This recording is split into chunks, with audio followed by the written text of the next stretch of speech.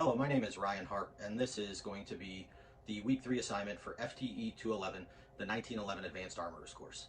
In this assignment, we're going to be covering some critical dimensions. What we're going to do is we're going to pick out 3 components using a random number generator.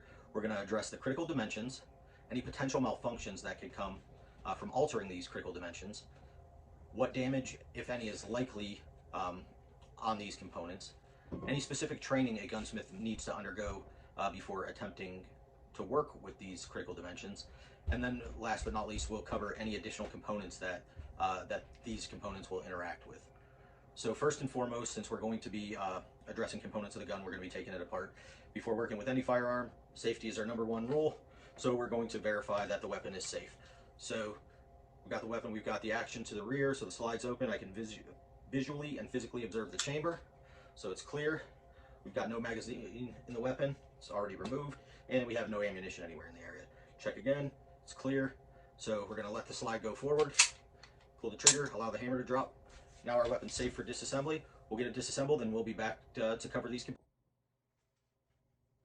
Alright, so now that we've got the firearm completely torn down, we can cover the next part of this assignment, which is going to be covering these critical dimensions. So we're going to use the random number generator and pick 3 components, and we'll cover their critical dimensions.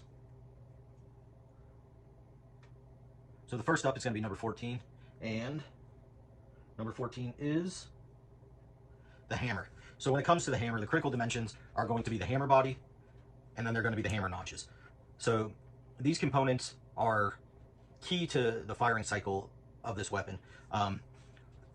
So if there's any work done on this and the work doesn't match up, or if we get too heavy-handed, malfunctions that we're going to cover or see aren't necessarily going to be a failure to fire. They're going to, or a failure to operate. It's going to operate as a fully automatic handgun. So the sear stops the hammer from re-engaging without a trigger pull.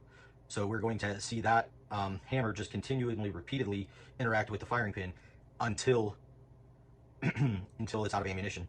So any training, specific training, so since the hammer is one of the most worked parts, the hammer and the sear are the most worked parts on the firearm, to get a better trigger pull, to get something more crisp, adjusting the weight of the trigger pull, and just for overall smoothness of function, we see a lot of people really working on the hammers.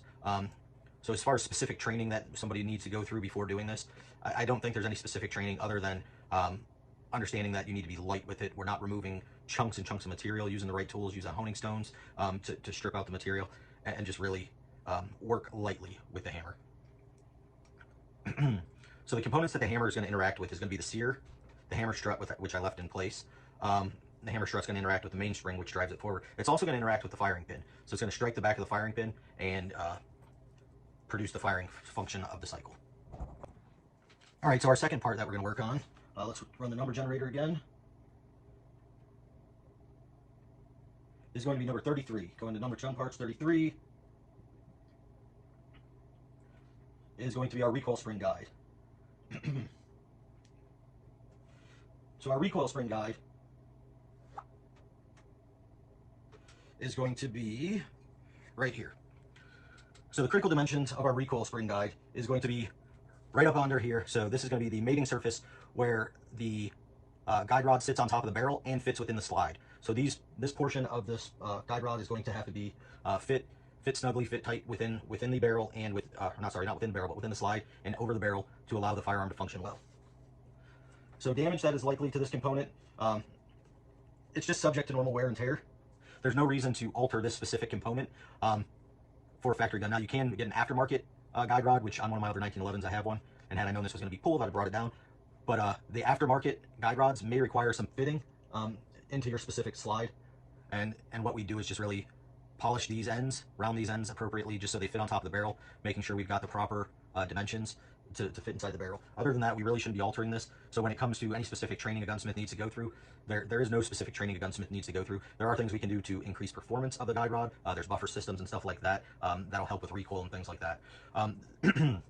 So this is going to interact with, so as I said, it's going to interact with the barrel as the barrel moves up and down. I don't know if you can get a good view of that. It's going to travel along the barrel. It's also going to have to interact with, put this together real quick. It's also going to have to interact with the slide, the recoil spring, which also interacts with the plunger. So all of this is going to interact together. So it's going to interact with that slide rail, it's going to interact with the barrel, the recoil spring, and the plunger.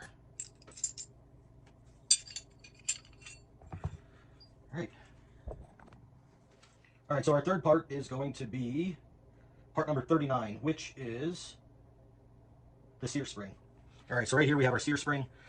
So the critical dimensions of a sear spring are going to be the entire spring. It's made the way it's made for a reason. Each one of these fingers, if you will, interacts with a different component of the firing mechanism, if you will. So as far as damage that is likely to these components, there's not likely damage.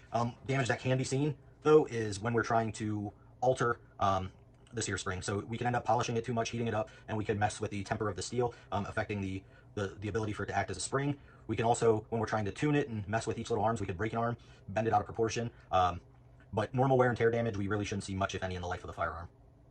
So before a gunsmith just starts cranking on this, they should undergo some apprenticeship. They should learn from someone else, whether it be YouTube videos, no matter what it is. You really got to learn from someone. And then you've also got to test the gun and make sure that it's interacting appropriately. So speaking of interactions, so the interactions of this component are going to be, number one, with the sear and the sear disconnect. So as we can see it here, so this little finger is going to push the sear and release it. This is going to hit, the middle is going to touch the disconnect. And then this third arm is what works with what works within the thumb safety, or I'm sorry, the grip safety, in order to allow the safety to be in place and stop the trigger from releasing without the grip, and prevent the hammer from falling.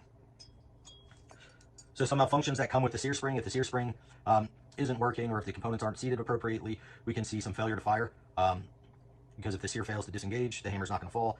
We can also, with a bad sear spring, not keeping tension on the sear, keeping it in an appropriate position, we can see the same thing that we've seen with the hammer. We can see a fully automatic firearm.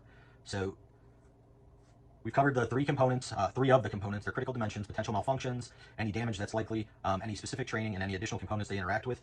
So that'll complete week 3. I'll get this reassembled, and we'll see you in week 4.